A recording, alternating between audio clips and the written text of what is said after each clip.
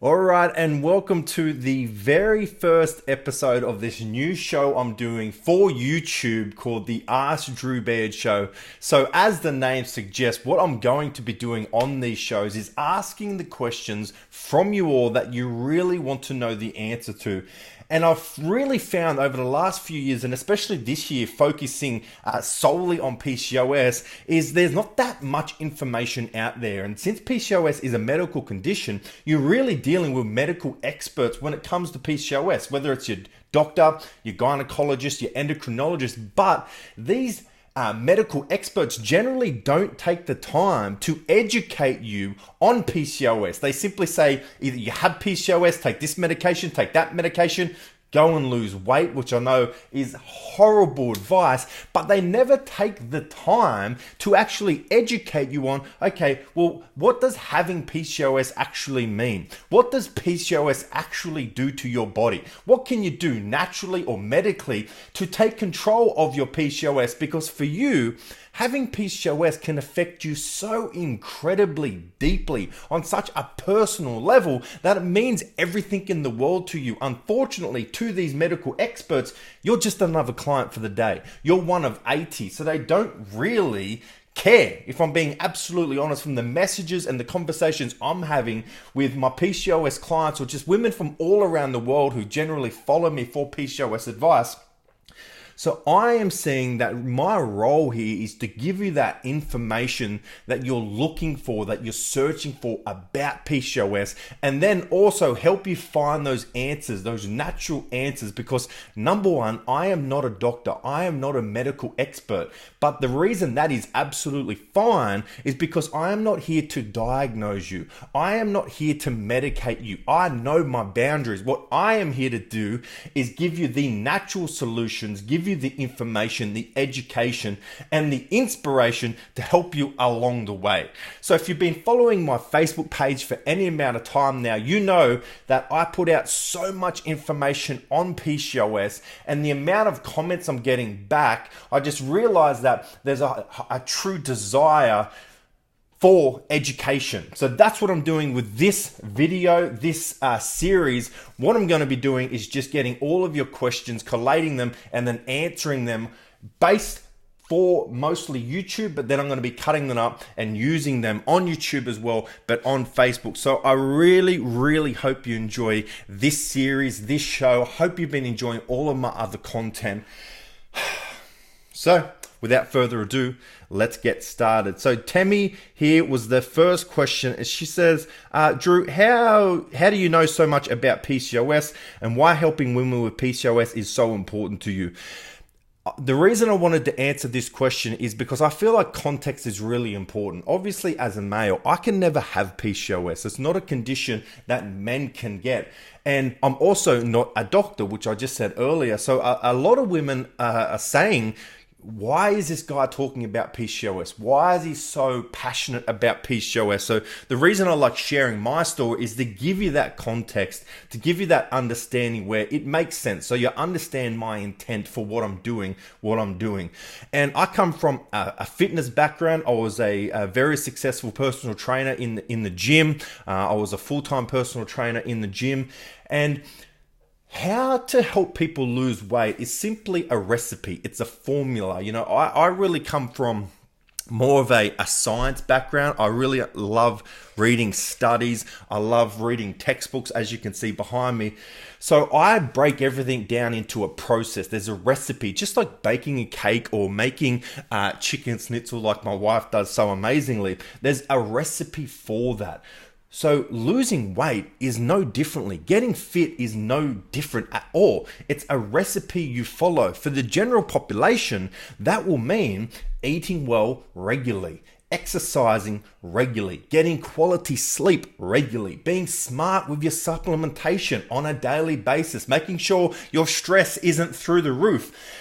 So all I had to do as a personal trainer was, number one, build rapport with my clients, which I do have good personal skills, so that wasn't hard to do, but then help them along the way, show them the recipe, help them cook that recipe, and then guide them to help them follow that recipe on a daily basis. As I said before, with losing weight, it's eating well, it's exercising, all that basic stuff that every single person knows. but no one wants to do. I just gave them that motivation because I understood the psychology behind it as well. And I just repeated that with all of my clients. And I was very successful at it because I understood the recipe of losing weight. I understood the basics of weight loss. I understood how to implement that then while you still enjoy your life on a day-to-day basis. But I come across this client, her name was Lana. This would have been maybe 2014, so 5 years ago now, maybe 2015. And she come to me and she wanted to lose weight, just like all of my other clients at this point. Once again, like 99% of my clients were females. She came to me, she wanted to lose, I think 40 to 45 kilos, which is a fair amount of weight. But she wanted to lose it over a year. And I said, look, if you're willing to put in the work, losing that amount of weight will be difficult over the course of a year. But of course it's possible because you have that weight to lose. So after 8 weeks of training, I simply implemented the same style of workouts and diet with Lana as I did with all of my other clients who were getting great results. She come into the gym one day bursting out in tears, and I'm thinking, oh God, has her husband left her? Has she lost her job? What's happened? Are her kids okay? She had 4 kids. And she said, Drew, I just jumped on the scales and I've lost 1 kilo. Now, everyone has their own expectations of how quickly they should lose weight. But for anyone's, guides, losing 1 kilo over the course of 8 weeks, when you do have a lot of weight to lose, isn't setting the world on fire, right? So I started to do what I always do. I simply investigate. Okay, how is your diet? How has your exercise been? Have you been doing your workouts, right? I'm simply asking questions, trying to uncover. I'm becoming a detective here. How are you sleeping? How's your stress levels? How's work? How's the home life? And everything seemed fine. So I'm scratching my brain thinking, what the hell is actually going on here? Because this doesn't really make sense. And then she said, oh, I also have PCOS. Well, that changed things. Now, at this point in my career, I've done certificates on, well, obviously I'm a qualified personal trainer, but I've done certificates on weight loss nutrition, weight loss psychology. I had never even heard of PCOS, polycystic ovarian syndrome, not once. And I'm thinking, well, if it actually impacted things, surely I would have heard about it by now. But luckily for me and luckily for Lana, I've always been a bit of a nerd. I love reading, I love researching, I love searching for more information. So I said, Lana, look, we'll have our session now. Don't get too disheartened, but I'll go home tonight. I'll do a bit of reading on PCOS and come back to you with my findings. So we had our little workout. That whole workout, I was just trying to get her spirits back up. I went home that night and started reading about PCOS. And what I found was, yes, PCOS can impact weight. PCOS can impact how quickly you lose weight. PCOS can definitely impact how you should approach losing weight. So I spent the next week researching, learning. Look, I'm a beginner at this point. And when she come back in the next week, I said, all right, let's change things up. We made some changes to her meal plan. We made some changes to what exercise she was doing. I put her on a couple new supplements. I said, head down to Port Macquarie, buy some new supplements. And we spoke about stress. We spoke about sleep. And over the course of the next 8 weeks, she lost 8 kilos. So the contrast there is in the first 8 weeks following a regular weight loss program, she lost 1 kilo. The next 8 weeks, she lost 8 kilos and she was over the moon, right? And over the next, the rest of the year, she ended up losing 35 kilos. She wanted to lose, I think 40 or 45. She lost 35 kilos. And what happened throughout that time is she told one of her other friends who was also struggling to lose weight, who also had PCOS, about me. She came in. We got the same results. I simply followed the same recipe I had with Lana that I did with this new client. And they were just so thankful. They said, Drew, I've never had anyone that got it. And at this point, I was still running my Facebook page. I just started my Drew Baird Fitness Facebook page about a year or two earlier. And I'd been putting out content every single day. You know, I'd get engagement. We get heaps of people liking it and commenting on it. But I remember putting out my first video on a PCOS and the response blew me away. At this point, I was only putting out one post a day at 6 p.m. every afternoon. and I wasn't really checking my Facebook until the next day. The next morning, I opened my Facebook page up and I was flooded with messages. The difference was, though, generally speaking, before that, when I'm putting out weight loss content on my Facebook page, the messages I would receive is, "Hey Drew, can you tell me more about TDEE? Can I eat this food? Does carbs make me fat? Do I have to starve myself to lose weight?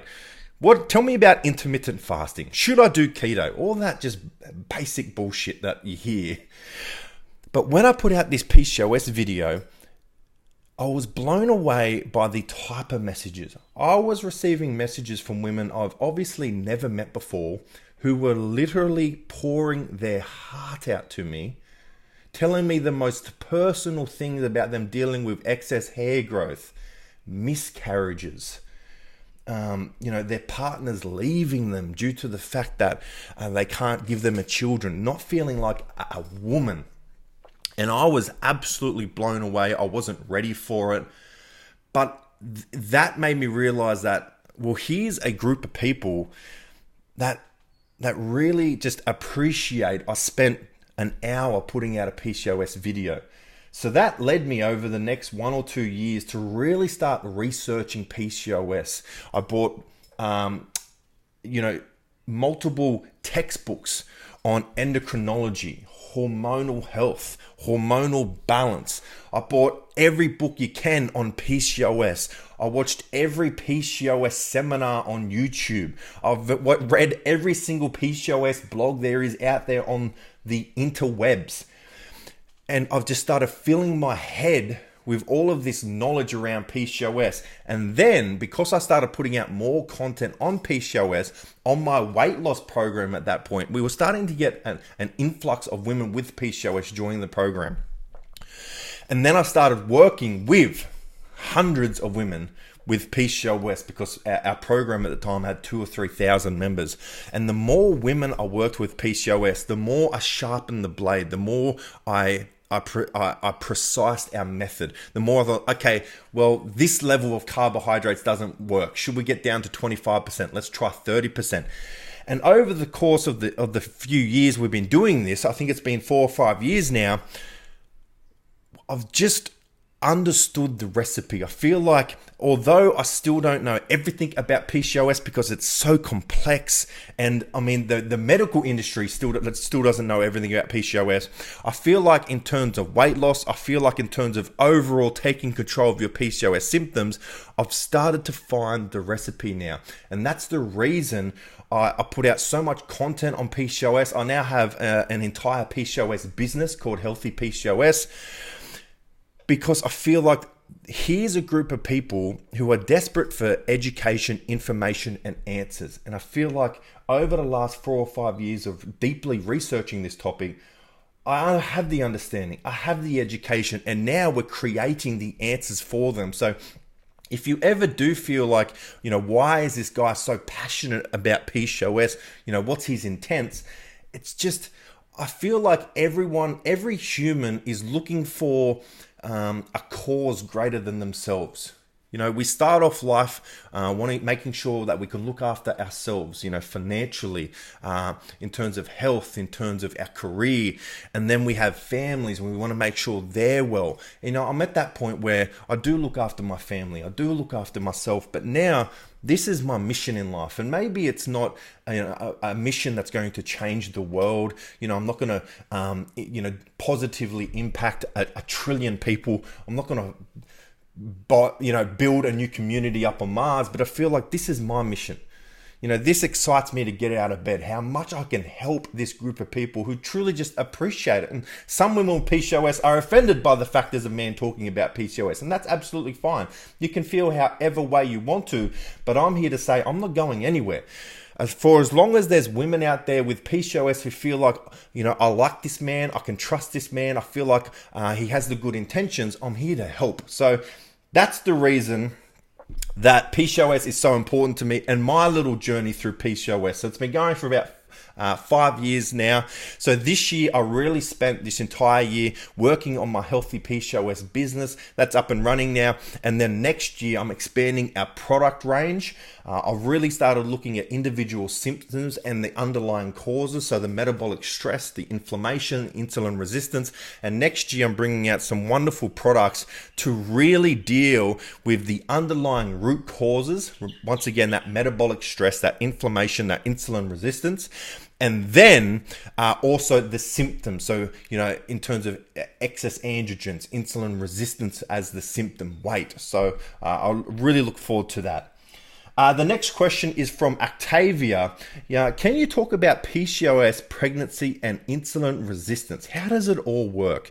So one of the most heartbreaking aspects of PCOS has to be how PCOS can affect fertility, how PCOS can increase miscarriage rate, and all of this kind of just fertility health that can be so absolutely heartbreaking. That's what the one aspect of PCOS that just really, really can just destroy your soul. But if you address the underlying causes, it can also lead to the greatest joy, which is becoming a parent and raising your children. So the reason that PCOS affects fertility is the same reason how PCOS negatively affects the menstrual cycle. So you have to understand, I'm going to break this down really simple and really basic, because I've been speaking to a few women over the last few weeks, and I've just said, I was explaining the PCOS and the menstrual cycle, and even a few of those women said, what's the menstrual cycle? And I was kind of blown away by that, but it was just that language, that terminology, because I said, well, do you know your period? And so, yeah, of course I know my period. I said, okay, your menstrual cycle is simply your period is simply one phase of your menstrual cycle, that 28-day cycle. So to understand how PCOS affects fertility, you simply have to understand how PCOS affects the menstrual cycle, and it's driven by those hormonal imbalances. So you have to understand that your menstrual cycle is reliant upon a delicate hormonal balance, right? And the hormones we're speaking about will be two hormones sent down by the brain to the ovaries called follicle stimulating hormone and luteinizing hormone, and then the two female sex hormones produced primarily in a result of the menstrual cycle, and they are called estrogen and progesterone. And then two other hormones that directly impact the menstrual cycle that are really important, and we talk about a lot with PCOS, and they will be insulin and androgens. So androgens are simply a term to describe male sex hormones, so testosterone. So you have to understand that the female menstrual cycle is controlled by the brain. But as I said, it relies upon a delicate hormonal balance. Now, PCOS at its core it's really driven a lot of the cases. So probably 70 to 80% of PCOS is driven by a condition called insulin resistance. Insulin resistance is a condition where the cells of your body become resistant to the hormone insulin. That leads to a state called hyperinsulinemia.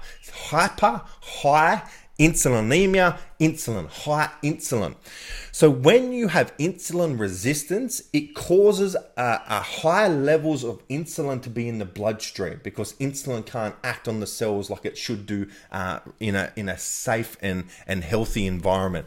So one of the symptoms, one of the downflow results of this high insulin levels, high insulin levels actually cause your ovaries to overproduce androgens, overproduce testosterone. Now, all women produce testosterone just in small amounts, but this high insulin levels causes the granulosa cells on your ovaries to overproduce this testosterone. Now, why is this an issue? You simply have to understand this fact about your hormones and your endocrine system. So endocrine system, hormonal system.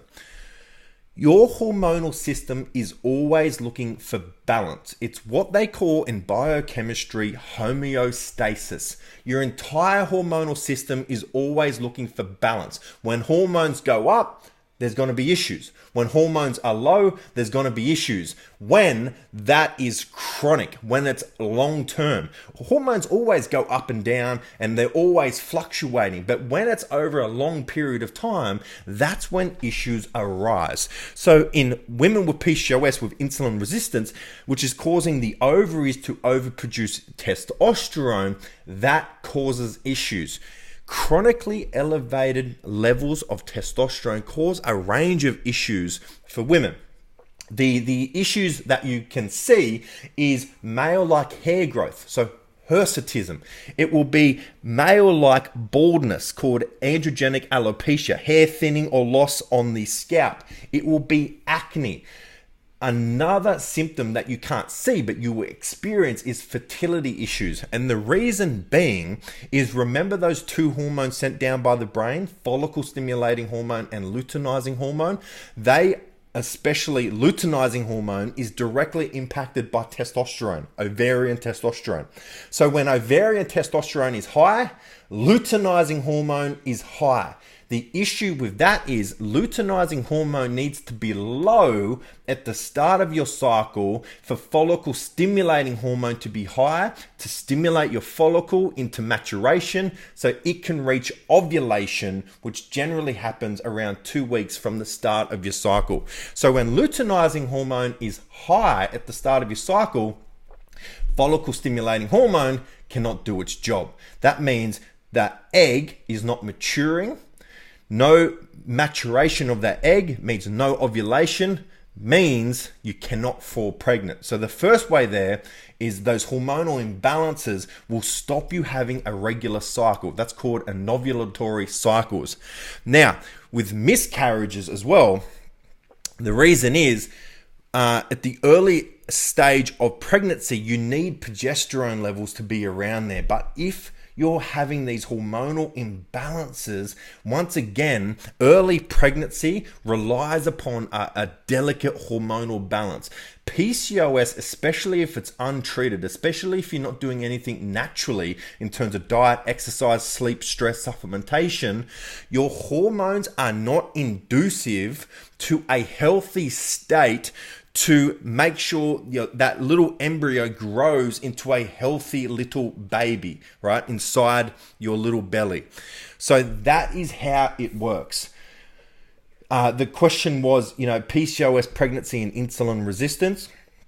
Insulin resistance triggers high testosterone levels. That throws out the balance needed for a healthy menstrual cycle. So you will struggle with fertility in the first place. And if you fall pregnant, once again, it's still the hormones are still in balance, and that's what leads to early miscarriage rates. So if you're looking to fall pregnant, you have to set your life up to create a hormonal environment inducive to a healthy menstrual cycle, healthy ovulation. That means diet, exercise, quality sleep, stress management, and being very smart with your supplementation. But what I see too is sometimes when women with PCOS do fall pregnant, they kind of stop following that life. That lifestyle. So then well, I'm pregnant now, right? I can stop doing all these things that I don't really enjoy doing. But then that unhealthy hormonal environment just comes back. So make sure, if you do want to maximize your fertility chances, set up your lifestyle in terms of diet, exercise, sleep, supplementation, stress management to create a hormonal state inducive to healthy menstrual cycle, healthy ovulation. And then if you do fall pregnant, do not stop living that lifestyle, because you need to continue living that healthy lifestyle to make sure that your hormonal environment is once again inducive to making sure that embryo grows in a healthy manner so you can have a beautiful little baby. The next one from Leah. Are there different types or presentations of PCOS? Is it possible to be misdiagnosed? Example, can you have cystic ovaries but not necessarily have PCOS? Very firstly, I'll touch on the cystic ovaries and not have PCOS. So PCO, polycystic ovaries, is very, very common. It's up to 20 to 25% of women will experience polycystic ovaries at some point in her life. It's very, very common.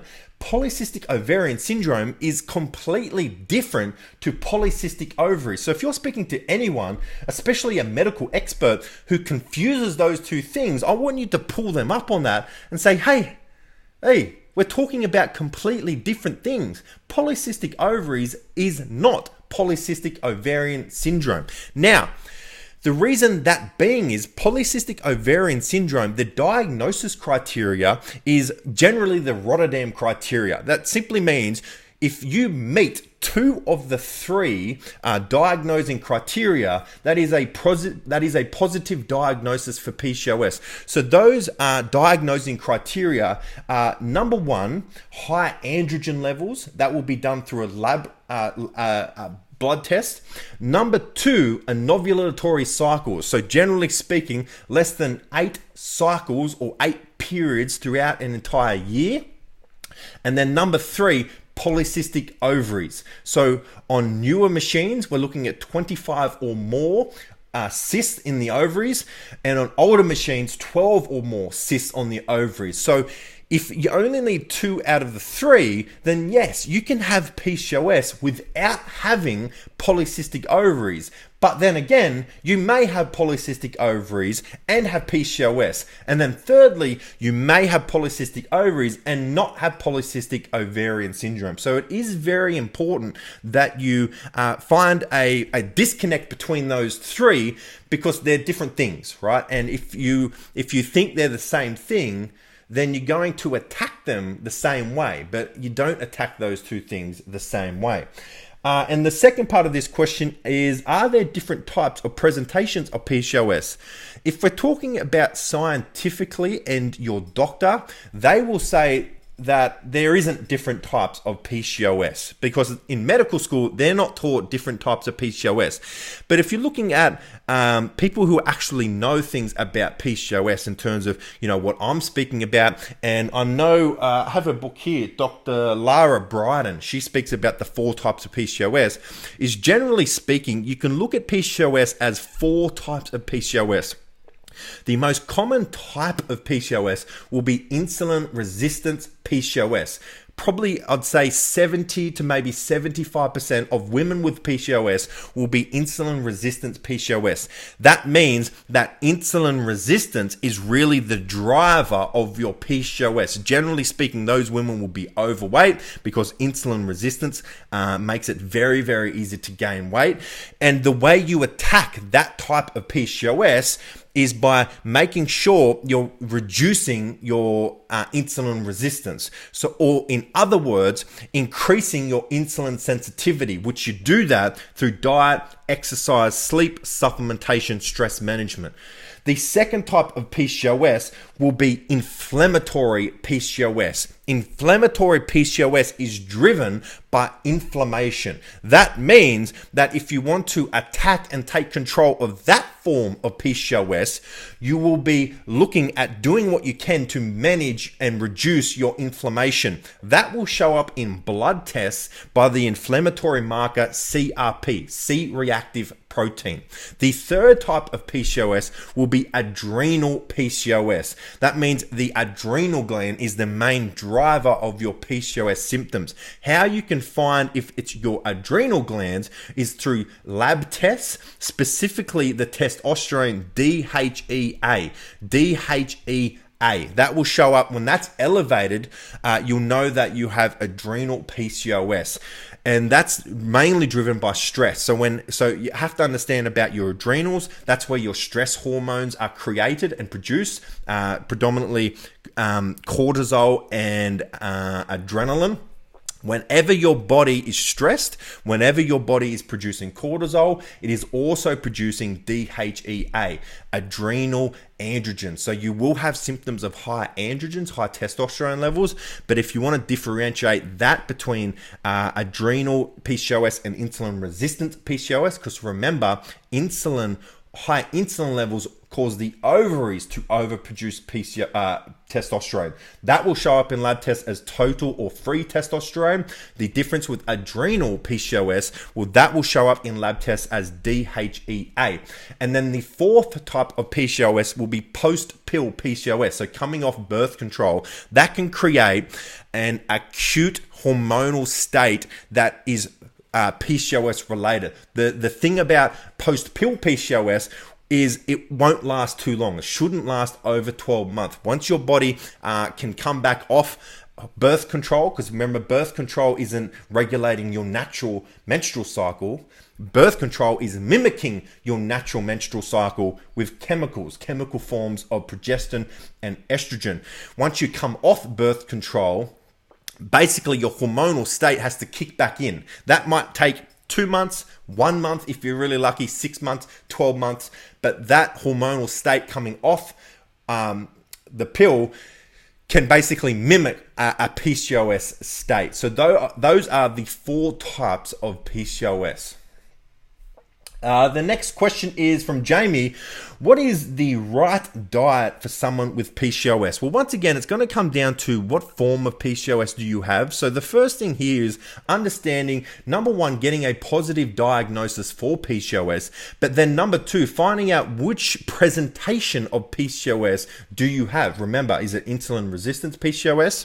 Is it adrenal, inflammatory, or post-pill? It's most likely going to be one of the top 3. So depending on what type of PCOS is, you will make slight changes dependent upon the type. So overall, it's still it's what I call the 5 seeds PCOS lifestyle, right? The 5 seeds. So we're talking about stress management, exercise, right? Emotional well-being, right? Or mindset, diet, and supplementation, right? And we could add sleep in there if you really want to. So making sure you're getting quality sleep, making sure you're doing everything you can to reduce your stress levels, making sure you're being very smart with your supplementation, making sure you're performing those 3 types of exercise for PCOS on a regular basis. But then in terms of diet, if you have inflammatory PCOS, you're going to be wanting to follow an anti-inflammatory diet. So foods that are anti-inflammatory foods, because a lot of the foods that we eat now are pro-inflammatory. So things like wheat foods, so oats, pastas, breads, they are from wheat, so they can be inflammatory to your system. If we're talking about adrenal PCOS, that can really be patched in within the insulin resistance PCOS, because there's not too much things you have to do in terms of diet differently from insulin resistance to adrenal PCOS. But with insulin resistance PCOS, because that will be the majority of women with PCOS, you really want to be following a low carb diet. So you want to be making sure that around 25 to 35% of your diet comes from carbohydrate sources, and you want to be ensuring that the majority of your carbohydrates are low GI carbohydrates. So GI simply stands for glycemic index. So the glycemic index is basically the lower the better, because that means that the lower it is, the more time it's going to take your body to digest. So if we look at something like lollies or soft drink, those high sugar foods, is basically they just get into your system straight away. Your body doesn't have to do anything to break it down. So then you have that, a can of Coke that immediately raises your blood sugar levels. And as you know, as we spoke about before, your body produces insulin to regulate your blood sugar levels. So high blood sugar levels, high insulin levels, that's going to exacerbate insulin resistance and androgen excess. So you want to be making sure that the majority of your carbohydrates are low GI carbohydrates. So things like vegetables, sweet potato, oatmeal if you're having oatmeal, brown rice, quinoa, legumes, all of these wonderful carbohydrate sources, because they're natural, because man didn't make them, Mother Nature made them, they're wrapped up in fiber. So it's going to take your body a longer time to break it down, to digest it, to get that nutrients and those into your bloodstream, which means you're going to have a longer sustained energy release, and you're going to have a much less insulin response to regulate your blood sugar levels. You want to be having quality protein, so lean beef, chicken, turkey, eggs, fish, so tuna, which my apologies, but tuna tastes like shit to me. Salmon, which is actually really nice. Whitefish, lean pork, all of those healthy protein sources. You could have a protein supplement if dairy works for you in your body as well. And also healthy fats, things like avocado, olive oil, dark chocolate is also another really good form of healthy fats. So you're really looking at, right, so even with PCOS, it's not magic, right? It's not that extreme. You don't have to be working for NASA to figure this stuff out, right? It's following a whole foods diet, right? It's eating, minimizing the junk food. It's eating lots of fruits, lots of vegetables, lots of lean proteins.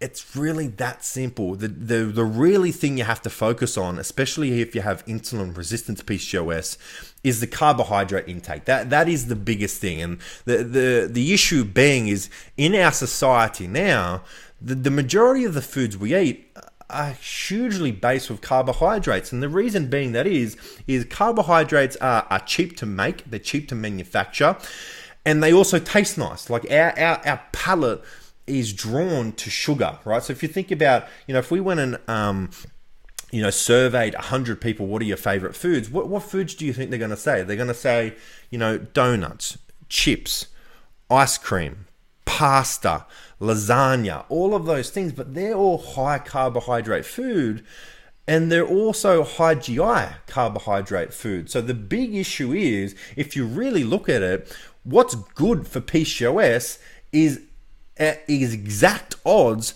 of what the modern society is, right? So that's the tricky part here. The framework of living a healthy PCOS lifestyle is easy enough to understand. I could tell you that within 5 to 10 minutes. The really hard part, the difficult part, is implementing that to make it work for you in modern society, right? Because if I took all of you to go live on an island, it'd be very easy. If we had no access to all the junk food and the processed foods and McDonald's, right? If we were only eating off the land and we had chickens, we had cows, we had our lean protein sources, we had, patches of vegetables, it'd be so freaking easy, right? And we'd be out there having to, work in the field. So we'd be active, right? So living on a deserted island would be an extremely beneficial thing if you had everything you need for your PCOS.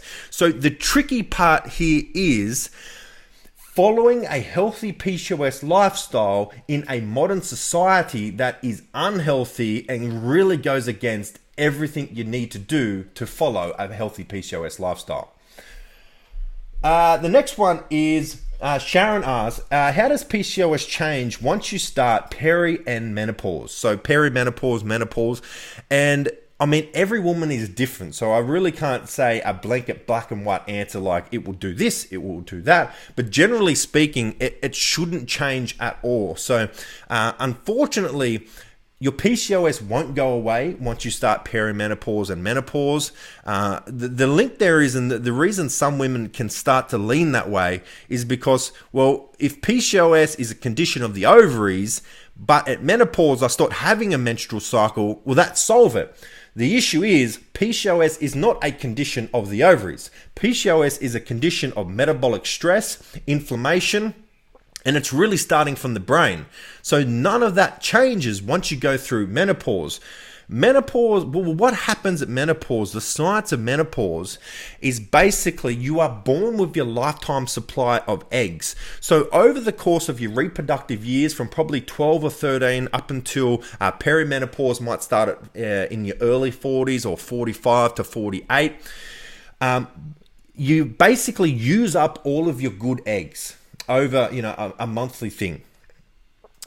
So what happens is when you start to enter perimenopause is your brain is still sending down follicle stimulating hormone to try and mature a follicle, but all of the good eggs are gone. So what's going to happen is perimenopause, where you have infrequent menstrual cycles, is sometimes you'll find a good egg and that will maturate into ovulation and you'll have that menstrual cycle. The next month, there is no good egg. So your brain's sending down too much hormone. And as I said, when hormones are high or low, it causes issues, right? So at perimenopause, when you're not having those infrequent cycles, that causes issues like anxiety, hot flashes, vaginal dryness, mood disorders, depression, poor energy levels, hunger, irritability. That's because 1 month you have your cycle, the next month you won't, the next month you will, the next month you have heavy bleeds, the next month light bleeds, because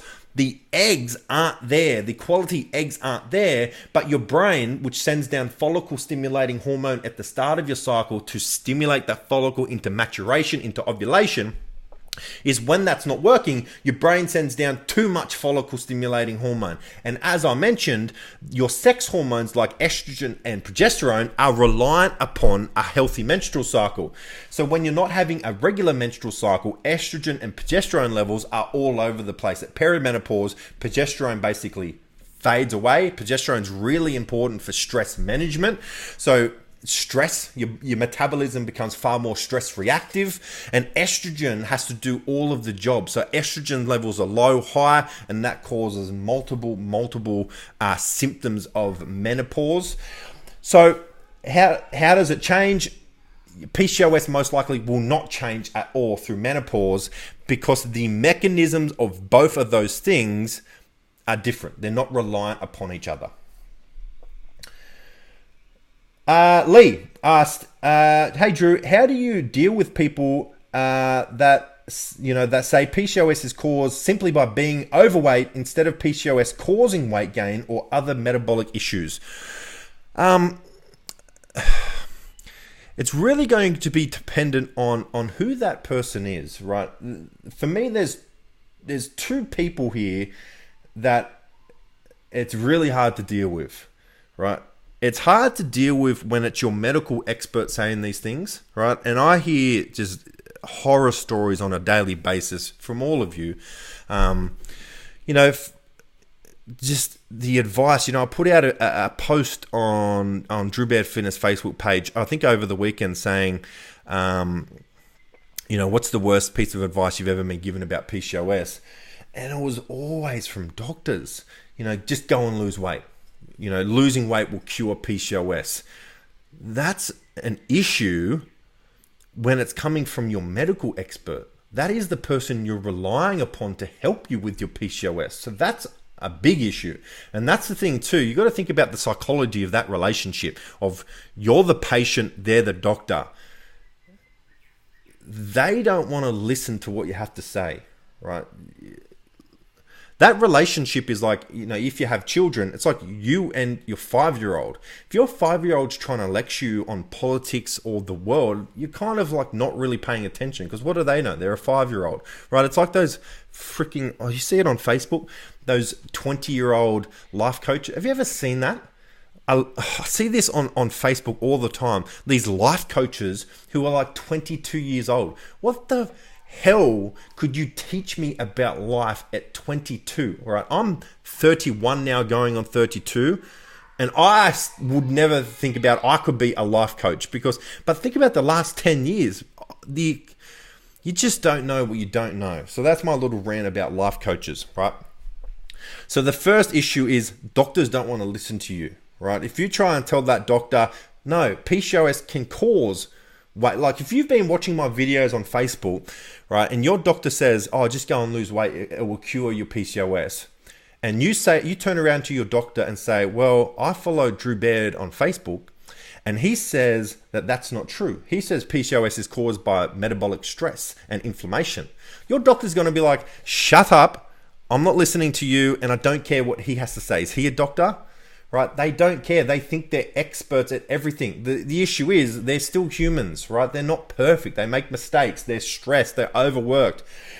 The second person that it's an issue is when it's a loved one, because you really rely on your loved ones to be there for you, to support you, to care for you, to help guide you through, to be that shoulder you can cry on. So the issue there is PCOS is invisible to those people. You might be lucky and have a family and a partner who really just get it. They might not understand it, but they're willing to support you and be there for you.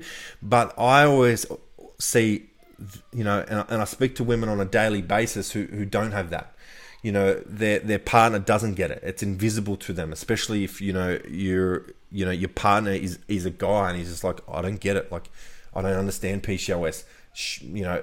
That's difficult. So when it's one of those two people, number one, I would say find a new doctor, because doctors just most likely isn't going to listen to you, because the psychology of that relationship is they're the expert. And number two is you really have to, speak to your partner or your family member on a really deep personal level and just try to explain it to them. And if they still don't get it, if they still don't understand, then I would say cut that person out of your life. Right? Even if it is your mother, your sister-in-law, your brother, you don't need that person in your life, right? I know that's really harsh advice, but I don't care about them. I care about you and your happiness, your well-being, right? And then if it's just a random person on the internet, who gives a shit? Like, honestly, I get, right, because I put out so much content on social media, and of course, not everyone's going to agree with you. I always get people who disagree with me, but I just don't give a shit about them, right? So try to inform people, try to educate people. If they still don't get it, they're still negative, then cut those people. The next question is, Jen, can you talk about teens with PCOS and insulin resistance?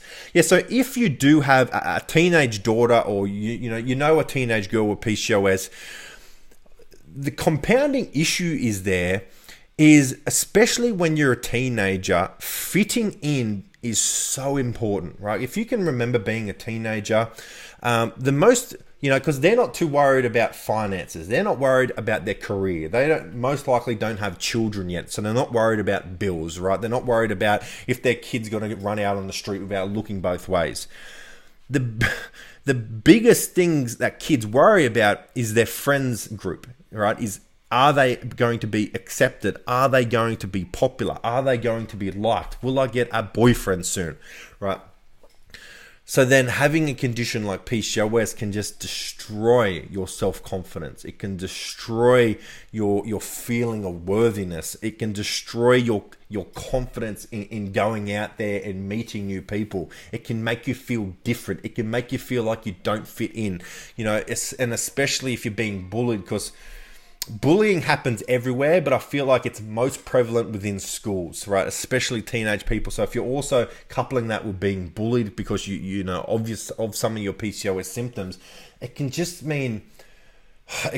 really just make things so much more difficult. And if you look at the psychology and the neuroscience of how our brains develop, it's those years are so fundamental in terms of who you turn into when you become an adult, because you're an adult for the majority of your life, but who you were as a child and how people spoke to you and how people engaged with you in those years can really stay with you forever. I've spoken about before where I had severe social anxiety in my teenage years because I felt like I wasn't good enough. I felt like I was ugly because I had terrible acne. I had terrible long hair.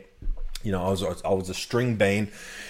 And even today, even though, I believe I've 99% overcome my social anxiety, in certain situations, I can still feel those beliefs, that scaredness of what's this person going to think of me. If I'm going into a new gym, for example, because we just moved to Coffs Harbour 8 weeks ago. And I remember going into the gym for the first time, being a bit nervous, saying, what's this gym going to be like? What are these people going to think of me?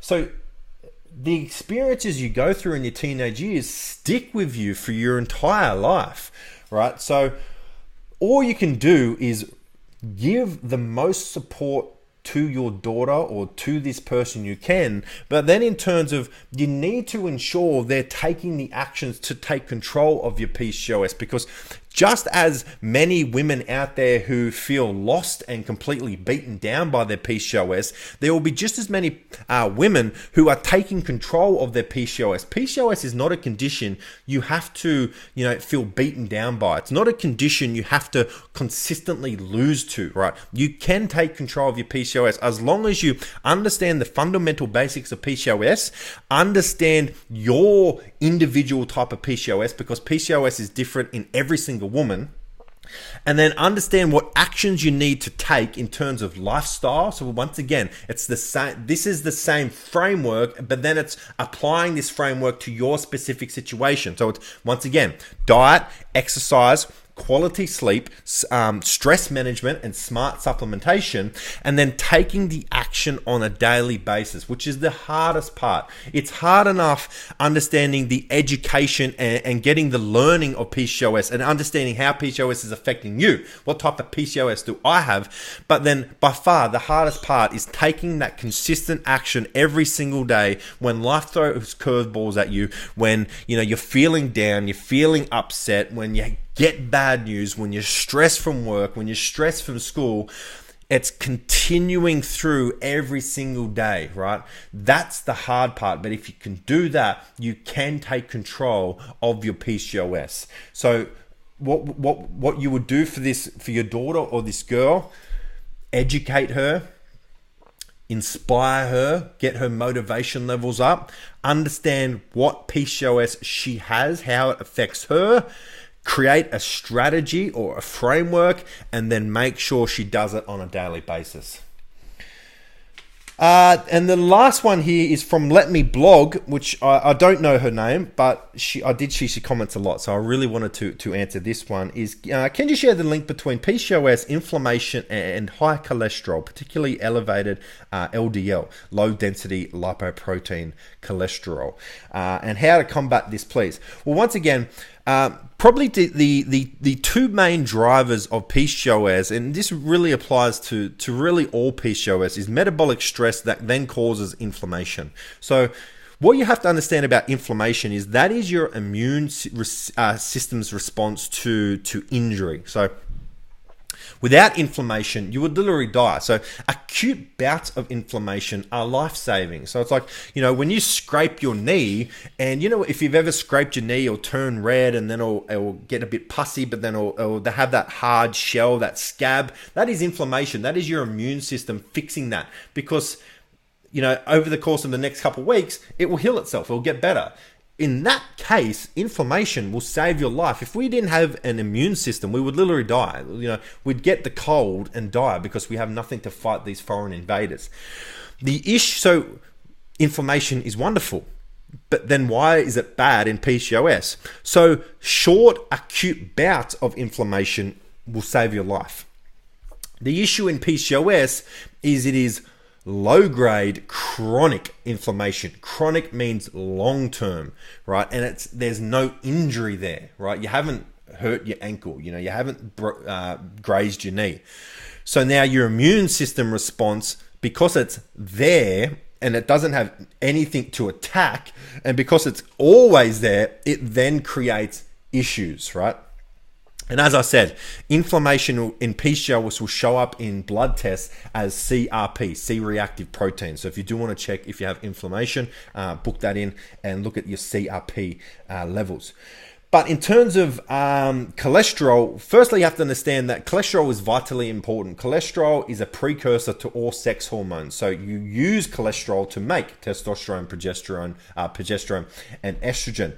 There are two types of cholesterol, right? So you have your LDL, so that is your bad form of cholesterol. It's produced by your liver, carried through the bloodstream. And when you have too much LDL, it can basically get stuck in your bloodstream and clog your arteries, right? That will lead to high blood pressure, can lead to cardiac arrest. But then you have good cholesterol. This is your HDL, high density lipoprotein. And in sufficient amounts, it keeps bad cholesterol from building up. So you want a good ratio of LDL to HDL. I'm just looking here because I wasn't too too educated on the correlation between high cholesterol. Yeah, so the possible causes of high cholesterol and PCOS. So this is what I really looked at. So what I found was there wasn't any big studies on. So there's no definite scientific answers here, unfortunately. But basically, so we know that cholesterol is made to produce sex hormones, so testosterone, estrogen, progesterone. So if you have elevated levels of testosterone, that is going to cause elevated levels of cholesterol. So a possible cause of high cholesterol may be androgen excess. They also know insulin resistance can increase cholesterol levels. So making sure there. So the two possible causes of high cholesterol, apart from an unhealthy diet can lead to high cholesterol, of course. So make sure your diet, you're following a healthy diet. But then you're looking at androgen excess and insulin resistance. So if you want to bring down that LDL, that bad cholesterol, you're looking at improving your insulin sensitivity and reducing your androgen production, depending upon what part of your body is producing those androgens. Is it your ovaries or is it your adrenal glands? So the solution here is, number one, if you're smoking, quit smoking. But the really good thing about the solution here is it's the exact same solution to the PCOS lifestyle anyway. It's diet, it's exercise, and it's stress management. So as I mentioned, your adrenals can produce androgen excess. So the answer to high cholesterol in PCOS is going to be address those hormonal imbalances of insulin and androgens. And then in terms of your lifestyle, it's reducing your stress, right? And in terms of how do you reduce your stress? Well, once again, you got to find out where's the stress coming from. Is it metabolic stress? So primarily from insulin resistance, or is it emotional stress? Are you stressed about the bills? Are you stressed about work? Are you stressed about the fact that you have to go to uni and then go to work and then come home and look after the kids? And then it's diet and exercise as well. So that's all the questions I have for this episode of the Ask Drew Baird Show. Look, I really hope you enjoyed this show. If you do have any questions you would like me to answer on upcoming shows, let me know in the comments section below. But for now, I am Drew Baird. I really hope this episode gave you some of the answers you've been looking for. That's the only reason I create this content. And as always, I will see you on the next episode of the Ask Drew Baird Show.